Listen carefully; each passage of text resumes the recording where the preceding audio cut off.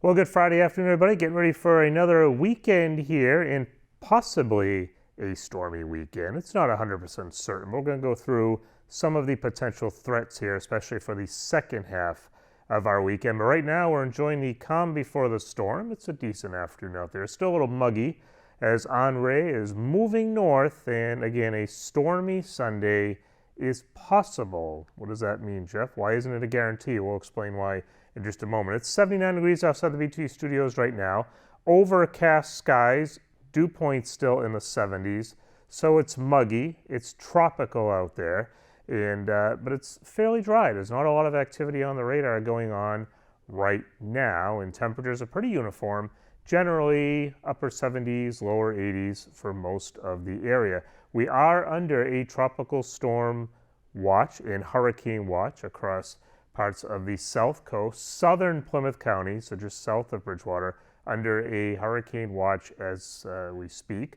And again, this is as of early Friday afternoon. So depending on when you're watching this, either on Facebook or perhaps on our channels, the information could be slightly different. So always keep an eye on the National Weather Service, weather.gov, for the most updated information on these watches and warnings. We are watching Tropical Storm Henri. It's a tropical storm as of early Friday afternoon. It could become a hurricane by Friday night. Right now, as of this taping, top sustained winds of 65 miles per hour, and it's starting to move off to the northwest. By the way, Grace is over by the southern Texas, northern Mexican border over in the Gulf, so we really have two storms that we're monitoring. But obviously, for our interests, it's all about Henri, which has been getting better organized on this Friday afternoon. It's been dealing with wind shear the last couple of days, but now starting to get into a slightly more favorable environment.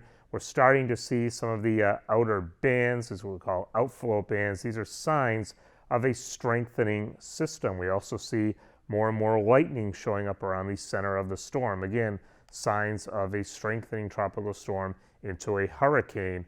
That's kind of ominous right off the East Coast. So where in the heck is this storm going? Well, we've got a couple of steering factors here. We have high pressure off to the east, so we know the storm's not going out to sea. There's nowhere for it to go.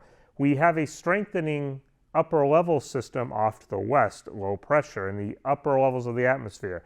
That's going to bring the steering currents, we think, to the north, but maybe eventually hooking back to the northwest. Where does this storm hook? That's the million-dollar question, because the center, as far as the hurricane center is concerned, they're expecting it to move up right up Narragansett Bay. But I think it's still a possibility this storm could kind of hook back towards New York City. And if that happens, obviously, it changes the effects that we get to enjoy. Here's just one model. This is as of Friday afternoon. It's still a little early for these models to really get a strong sense of what's going to happen. But the general idea is that the heaviest rains will be along and to the west of the storm's path. The strongest winds would be to the east of the storm's path, and that's really the concern, especially down towards the south coast. That's where the hurricane watch is currently in effect. What kind of impacts are we talking about here? Well, I'll get out of the way so you can see. Heavy rain, that seems to be a moderate threat right now. I think here in Bridgewater, we could end up closer to this 1 inch amount. Well, that's not a big deal. We've certainly seen that, especially this summer. But again, we're 48 hours away from this. This system may stall. That's certainly possible. It may wobble. Its track may be a bit further, more to the east. If that were to happen, we'd be closer to the 4 inch amount. So that's something that we do need to keep an eye on. Storm surge, that's pretty much a safe bet. 3 to 5 foot storm surge. So that means whatever you're normally seeing down on the coast, add another 3 to 5 feet. We're going to have some higher waves. Wind damage is certainly the highest threat.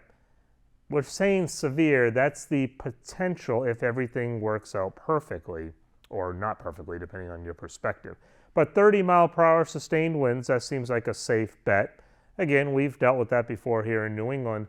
However, the worst case scenario could bring gusts up to 60 to 80 miles per hour. Now, don't look at that and say, well, we're getting 80 mile per hour winds. That's not what this means. It means that all things being equal, if this storm reaches its maximum potential for us, we could see winds as high as 80 miles per hour. So what's the best way to do? What's our best approach? Well, we should charge up our devices, our cell phones, any battery packs that we have.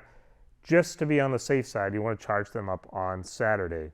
And stock up on the non-perishables. This does not mean to fill your shopping carts up, overflowing.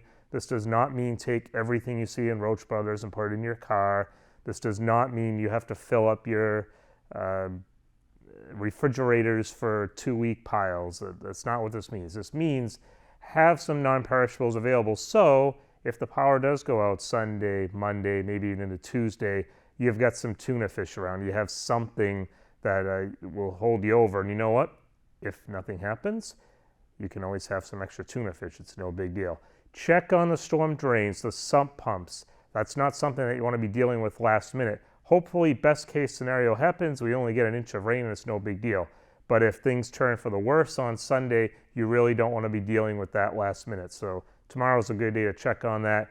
This one I think is the most important. If you do happen to own a boat, if you have friends who have boats down on the South Coast especially, today, tomorrow, they really need to secure those boats, remove them no matter where this storm goes. I think it's a safe bet that we will have damage, especially along the South Coast. So keep that in mind for boaters. As for our weather tonight, mostly cloudy. Overnight lows right around 70 degrees. It'll be a humid night, a muggy night. It will have a tropical feel out there. Tomorrow's not a bad day. It's a typical summer day. It'll be muggy. It'll be humid. Highs up in the upper 80s to near 90 degrees. Again, a calm before the storm, which is what typically happens when tropical systems head this way. If we're going to get tropical storm conditions, they're going to be here on Sunday into Monday with showery rains, downpours, maybe even a rumble of thunder. We do need to be careful about the potential for some scattered severe weather, maybe a tornado or two spinning up. That does happen when these systems move north. Doesn't mean everybody's going to get one, but just as we saw yesterday and the day before that, if you do get them, it can be kind of scary for a few minutes around your neighborhood. So keep that in mind. Temperatures will be cooler on Sunday, mid-70s. If you do have an event scheduled, a wedding, an outdoor event, kind of proceed with caution. If we do get up the worst case scenario, you may have to cancel. I don't know if I would do that just yet, though. Monday, things should start to slowly clear out.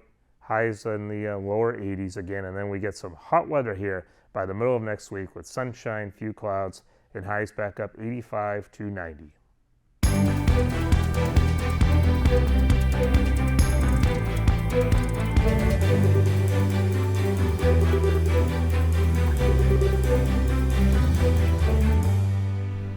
Welcome to this edition of the Bridgewater Review. I'm John Luck. And I'm Mary Evers. We start off the program with news of a joint community chase.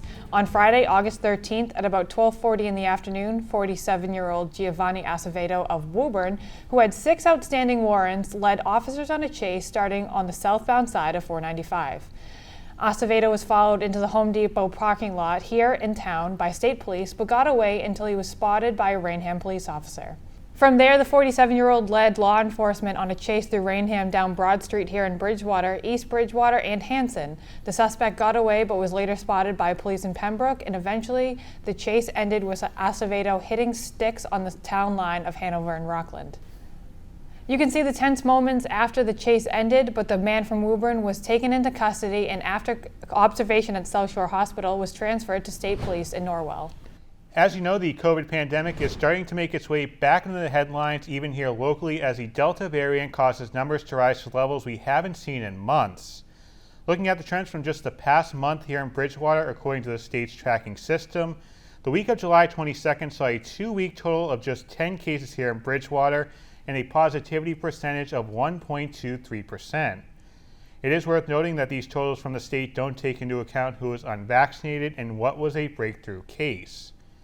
Fast forwarding to August 12th, and the 2-week case count has quadrupled and the positivity percentage has risen to 3.43%.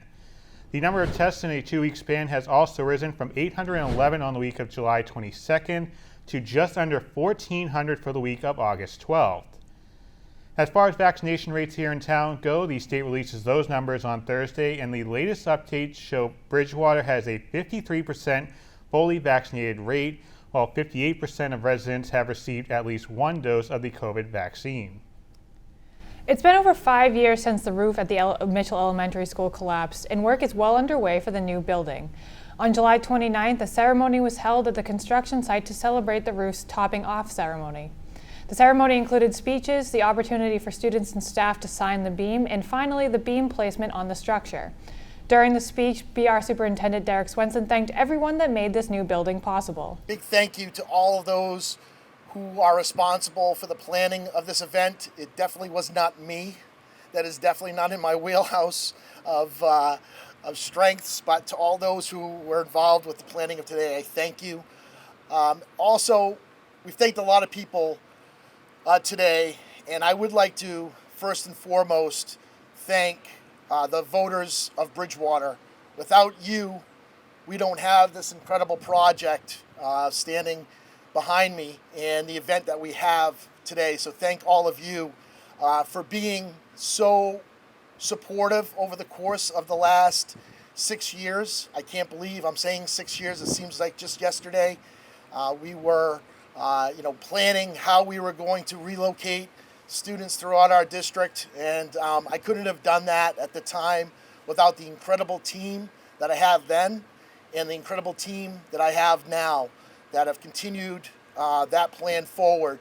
We realized it was not a long-term plan and that we needed to make sure that we were able to enter a project that would serve the needs of our students here in the district and those of our staff. And I'm very proud to say we are standing here today with this structure behind me, knowing that we are almost there. So thank you to everyone that was involved. Also, thank you to Daedalus, and thank you to RDA and now Bacon for the incredible partnership we have created with all of you in getting this project done, and obviously MSBA to help us with the funding of this project. And I just want to end by saying that we have an incredible school district. I have an incredible team. We have incredible volunteers within this community. Mr. Dutton just kind of alluded to it, and I stated it last night at school committee. August, I believe, 13th is going to be our 58th school building committee meeting. 58 meetings to get to this point. And then in September will be our 59th. All of those individuals are volunteers. Our incredible school committee, all of those individuals are volunteers. So I really feel as though that is a reflection of the community in which we live in. And we can't have projects like this unless we have a sense of community. The project is now in the home stretch and is on track for completion in the summer of 2022. An ordinance was discussed at a July Town Council meeting. This ordinance would prohibit the sale of alcoholic bottles of 100 milliliters or less, perhaps better known as nips. This comes after Councilors Dennis Gallagher and Frank Sousa referenced past town pickups with hundreds of small bottles being picked up. And one of the things that we find, not only ourselves, but all the other people who go, is hundreds and hundreds of little nips everywhere you walk in this town. Okay. And it's just disgusting. We all know that there's been legislation up there for years. They're not doing anything about it. Our own state rep, when I asked him about it, his remark was, what next? Water bottles? And he walked away. So we felt that maybe doing this, we would get the liquor store owners and distributors together to say to the legislature, get off your butt and pass one of those bills so we can sell this again. I don't blame the business owners. It's not their fault. But it is an issue in every community. And in Massachusetts, some communities have already taken dire measures to alleviate that problem. What would solve this problem tremendously if there were a deposit on the nip bottles. If the ordinance is passed, there would be a period of time to allow for the liquor stores to sell the inventory of nips and would remain in effect until a bottle bill passes that would add a 10-cent deposit on the nips. During citizens' comments, the disposal of the nips was brought up, with one liquor store owner bringing up the potential business that could be lost if this passes. These little bottles cannot be recycled. They fall through the sorters. The equipment that the trash people have just can't even do anything with them. So that is really not an option. We have to do this. This wonderful proposal that will help clean up our town and the planet, we have to work on it. We cannot keep trashing our planet. I mean, I can appreciate everybody wanting to ban the nips, but I would ask the town council to actually think about this, because if we ban them in Bridgewater and the surrounding towns continue to sell them, it's not going to alleviate the problem. The customers are just going to buy their nips in the other towns and toss them out the window when they get home, same places they're throwing them out the window now. The problem isn't the nips, it's the people drinking the nips and tossing them out the window. I honestly think if we stop selling nips or 100 milliliters in this town, they're just going to go to the pints and the half pints. Most of those are plastic, some of them are glass, so you're going to end up with a broken glass problem all over our streets and sidewalks.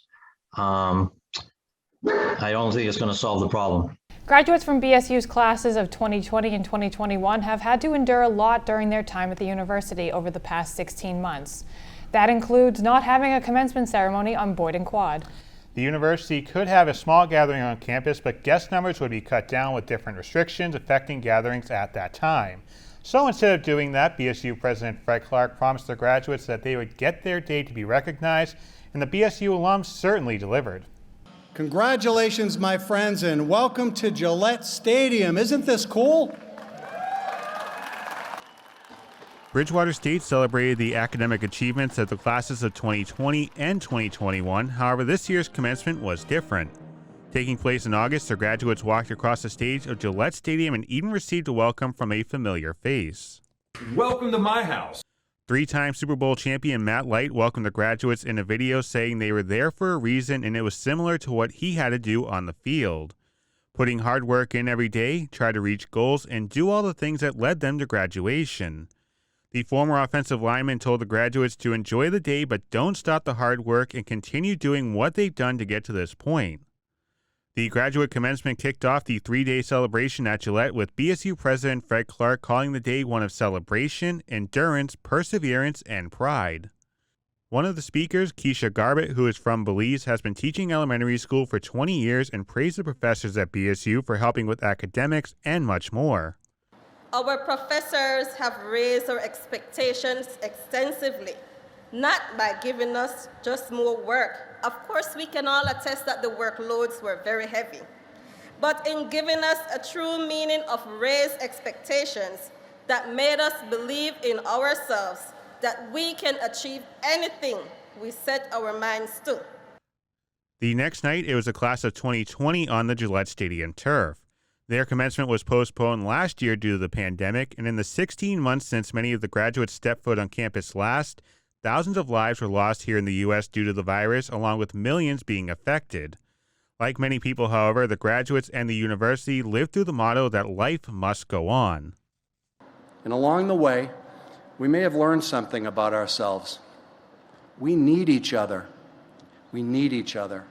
As much as possible, we need to be together, since being alone cuts against the grain of our humanity. Being together to learn, to serve, to lead, to compete, or simply to have fun matters. We also learned that being together with family was never more important, yet harder to achieve during the pandemic. FaceTime falls short. Trying to touch hands on either side of a pane of glass was terribly inadequate when families tried to come together to celebrate or to grieve. In April, I lost my dad.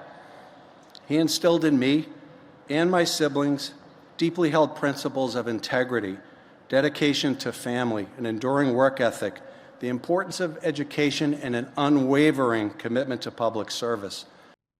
President Clark added that there were losses over the past year and a half, but there are also gains, including personally for him, with his first grandchild being born. On the third day of commencement celebrations, the class of 2021 were recognized with 2 sessions.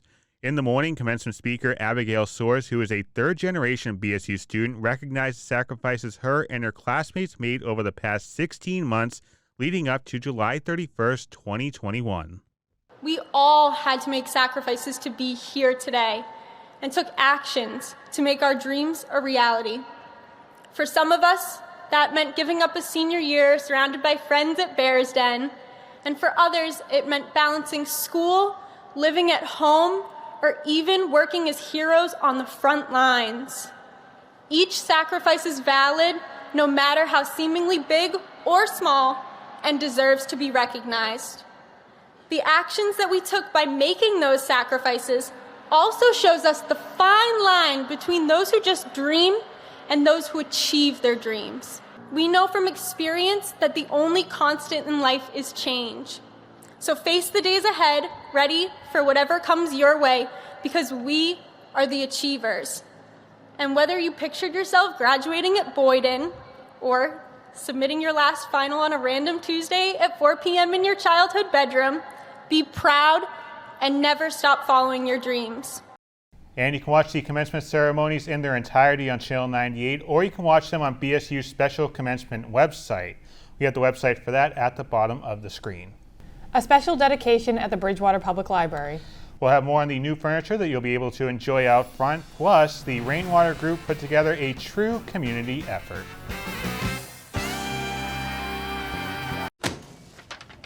Hey, Hard, what's this? That's my resignation letter. You're resigning. Why? Because you're constantly ignoring me. You're half as active as you used to be, and you get stuff like this. You've been putting me under a lot of pressure lately. That's why I'm ready to quit. I forgot. I'll do better. Please, don't quit on me. Okay, but remember, it's not what you say, it's what you do. Listen to your heart. Don't let it quit on you. Let's go for a walk. Uncontrolled high blood pressure could lead to a stroke, heart attack, or death. Get yours to a healthy range before it's too late.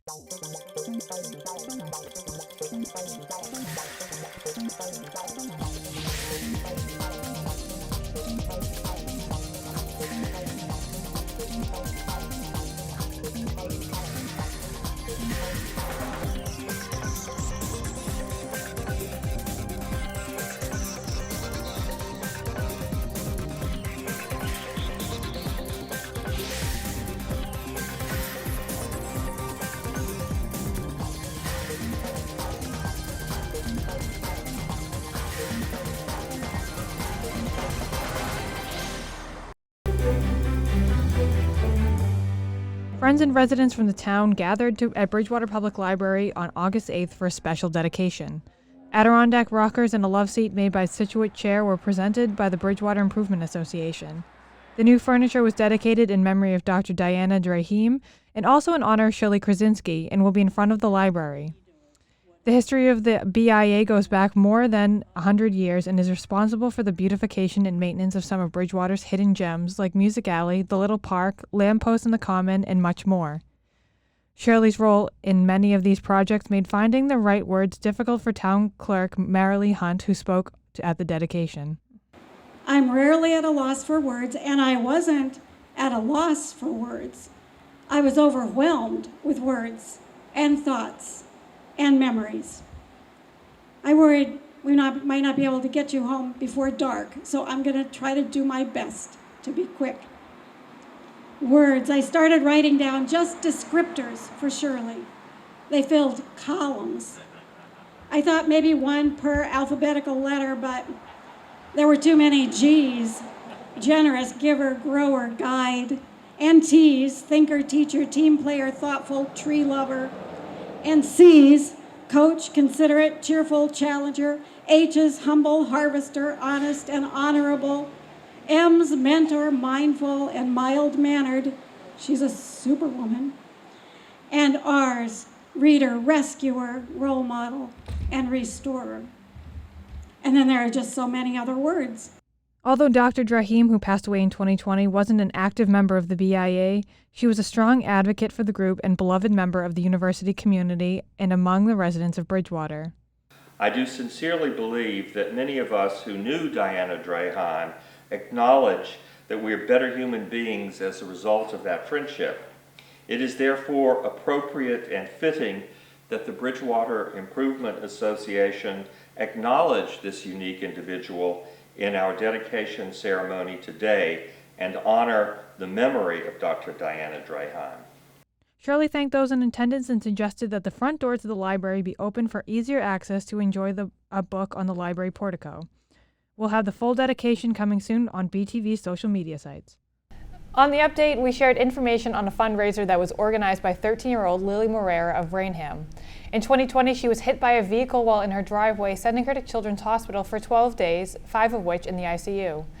For Lily's NHS project, she held a fundraiser to pay it forward and purchase items off an Amazon wish list for the kids who were staying at the hospital. Thanks to the efforts of everybody involved, Lily was able to purchase 276 items off the list with $4,265 raised. Lily's mom thanked everybody who donated and supported Lily during the event. Great job by Lily and her mom and a great fundraising efforts. And like many things over the past number of months, the Rainwater group at the high school had to cancel performances due to the pandemic. Many events around the country were able to be rescheduled, but of course for high school students that opportunity may not be available. This past May, students were able to put on a production of Grease on the football field at Bridgewater Middle School. Families and friends brought their lawn chairs to take in perhaps the most unique BR production ever. Hello, Danny. Hi, how are you? Fine. I thought you went to Immaculata. I changed my plans. Really? That's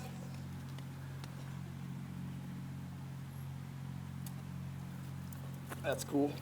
The Rainwater players made history with this year's production of Grease. The cast and crew took the show from the stage to the football field at Bridgewater Middle School, and with the pandemic numbers fluctuating in the right direction back in May and June, the group saw an opportunity to present a play in the most unique setting. But the primary goal was to allow the kids an opportunity to have a production for the first time in well over a year. We are so excited. The start of the year, we did not know if we were going to be able to do a show, and we were determined once the pandemic started to take a turn for the better, especially once the vaccine was released and we knew that we were going to be able to do it safely. It just meant so much to us to be able to provide this experience for our students. Athletes are getting to play their sports finally, and we wanted our theater students to be able to perform. So I know when we got all of our students together, through our Google Classroom and announced that we were going to have auditions and do a show, and we had some of our seniors who were in tears, just grateful for the opportunity. So it's why we're here, is as a leadership team for the Rainwater players, we want to make sure that we give our students the most opportunity that they possibly can have to do what they love. So yeah, it's been great, especially the seniors. They didn't get their show last year. We didn't get a chance to do a fall show this year, so this is it for them. They're really ending their high school careers on a high note. Only thing I want to say, in all sincerity, is to enjoy yourselves. Have a ball. Because like we always say, a big 15 where all the jocks hang out. If you're having fun, you're number one. For the seniors on the cast and crew, this provided a sense of closure after so much had been taken away from them over the past number of months. Until the show actually happened, there was a sense of skepticism about the production actually happening. Uncertainty, definitely. These are pretty unprecedented times, so a little skeptical, I guess, but I guess more excited than anything, because I wouldn't have done it if I wasn't excited. I've been doing Rainwater for all throughout high school, and I was really uncertain if we would be doing it or not because of the pandemic, and I was really nervous that we might not be able to because it means so much to me. So when I found out that we could put on a show, no matter what was happening, that we could put on a show, it was just really relieving. If I go back, it was honestly probably just like confusion, because by the time last year ended and we sort of got into this year and everything was like online, half in school, I came to terms with the fact that I probably wasn't going to get anything at all. So I was confused as to how it was going to work. I was certainly intrigued, and underneath it all, I was pretty happy that I was going to be able to do something. Thanks to the tireless effort of not just the students, but the volunteers lending their time and expertise building the sets and providing the audio, the show went off without a hitch. Patrick Durzak and Rob Gimler provided their talent for Rainwater, and it's something they've done for a number of years. We've been involved, a bunch of our co-workers' families have been involved in the program from Rainham, so we've been dragged in for years now to assist, so it's always been just part of the schedule every year, come back to help out. I've been doing now 11 or 12 years. This is my high school. We had shops and stuff like that in those days. Today everything is more about college prep, so a lot of these kids, can't even hang a picture frame at their house. So for me, it's real important to come on back and letting the kids do something that they wouldn't get in a regular school. I mean, you have to go to a technical school really to get this kind of thing, and I enjoy it. We could not do this without the staff and volunteers that we have coming to help us. I mean, not just the parents, the dads, our set dads right now that we have. Rob Gimler's been with us for a decade or more. We're very lucky and fortunate that Pat Durzak and his Dramatic Sounds company has been with us. It's just a family at this point of people that all want to pitch in to do right by our students. But then all of our parents and their ability to help out with, things for the kids, or helping us get tarps so that we can cover for rain, water bottles and costuming and just sort of rolling with the punches. We could not do this without all of our volunteers, so we are grateful. The stage was put out every day on the football field, which did provide some challenges, and for senior Angelique Dumornay, the production stage manager, in an outdoor production, it's all about focus. A lot of firsts this year. It's fun. It's funky. Definitely, we can't really see the stage when we're doing it, so it's definitely more of having to listen in, and you have to be more focused, and everything's more you've got to make sure you're focusing and go because you've got less sort of stuff to fall back on when you're running around, and you have to come from the back and creep around more. We have to sneak around more even though we're in the middle of a field, which is very interesting. It was different, it was outdoors, but a unique production happened because a true community came together.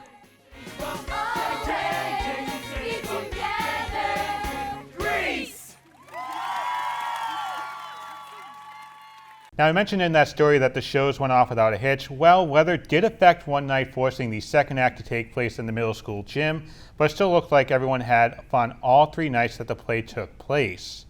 Kelly Barron, the play's director, did thank the principal of the middle school, Dennis Bray, principal of the high school, Angela Watson, as well as Superintendent Derek Swenson and the Bridgewater Fire Department for providing the lights for the play. If you've been suffering from migraines this summer, you're not alone. A headache specialist says that the weather could be to blame. A lot of weather changes, whether it's extreme heat or extreme cold, are a typical trigger for migraines. Another important thing we see is the change in barometric pressure. So if you're suddenly going from 90 degrees to 70 degrees or vice versa, this in itself can also trigger a migraine. Dr. Med Salamek says that the reason this is happening is because of the sudden change in pressure that can disrupt the sinuses in your head. So what can be done to help prevent migraines? He says the key is to determine what is triggering them. It may not always be weather related. In some cases, it could be due to hormones, stress, or even what you're eating. When it comes to the treatment, there are all kinds of options available. It really depends on the patient. The first step is going to see a doctor if you haven't already. He said you'd be surprised how many people choose to suffer in silence. We have a lot of data that shows us that a lot of patients actually live with migraines for many, many years before finally reaching out to a physician. And when they do, they usually say, well, it has had a huge impact on my life for many years, and I never took them seriously, or I always thought they were sinus headaches and I didn't make much out of it. Dehydration can also play a role in migraines, so make sure you're drinking plenty of water this summer. Great advice as the temperatures continue to go up and it feels like 200 degrees outside. We'll eventually get to winter.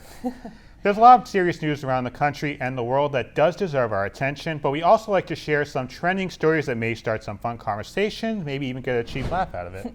That means it's time for some trending stories, and we start with Ihop. Yes, the International House of Pancakes is offering alcohol on its menus.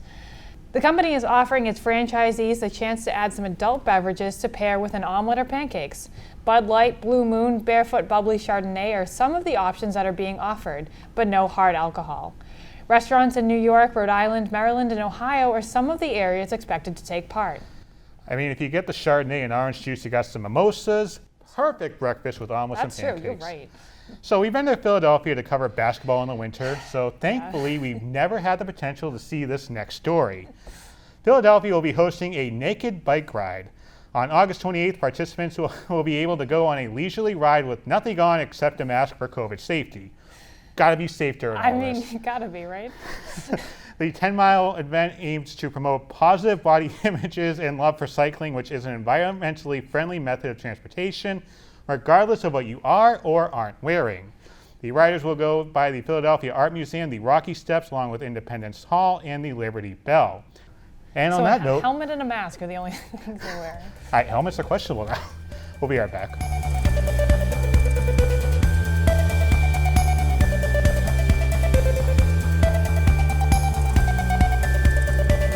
There's just something about music that stirs the soul, makes us crank it, let go and come alive. This is what makes life, right? Yet what if too much of a good thing today could make us miss out on life tomorrow? 1 in 5 American teenagers now has some type of hearing loss. Loud noise is the most common cause. And these days, we're plugged in louder and longer than ever. Let's hear for life. Turn the volume down. The Bridgewater Police Department visited Summer Rec this week to introduce campers to canine officers Edo and Poppy. Edo, a Belgian Malinois German Shepherd mix, joined the department back in April after being purchased from Slovakia. While Edo has spent time on the day shift, veteran canine Poppy often works the night shift. Handlers Rondeau and Kingsley demonstrated several tasks that their officers participate in while showing off their strength and agility. An attentive audience carefully watched as the canines quickly tracked down a would-be criminal in several mock drills, including a police chase and foot pursuit. Edo and Poppy each showed off their closing speed and ability to neutralize their suspects. After watching the demonstration, some eager members of the audience got a chance to check out the protective equipment firsthand while also touring the canine cruiser. The canine demonstration is always a popular day for Summer Rec, which wrapped up its 2021 season this week. Before the kids saw the canines, they visited the BTV studio, learning about how we produce the news and the weather. They even got up on the set to tell us about the Summer Rec program. Good morning and welcome to BTV Access. We have joining us today the Town of Bridgewater Park and Recreation Summertime Program. They are turning the session and learning all about how the news works. The program runs a weekly session with a 3, 4, or 5 day option of attendance for kids ages 5 to 12 years. They come and enjoy sports, crafts, and other activities. Always a popular part of Summer Rec, having the kids come in here. I think between 30 and 40 kids came in, and I think this was the first time we actually had visitors in the studio since the pandemic. I think you're correct. We're getting back to normal, hopefully. Before we go, we want to share an opportunity to view an art exhibition at the Bridgewater Public Library. You may remember back in March we talked to Melinda Reyes, who worked in nursing homes during the pandemic and organized a candlelight vigil to mark the 1-year anniversary of the pandemic.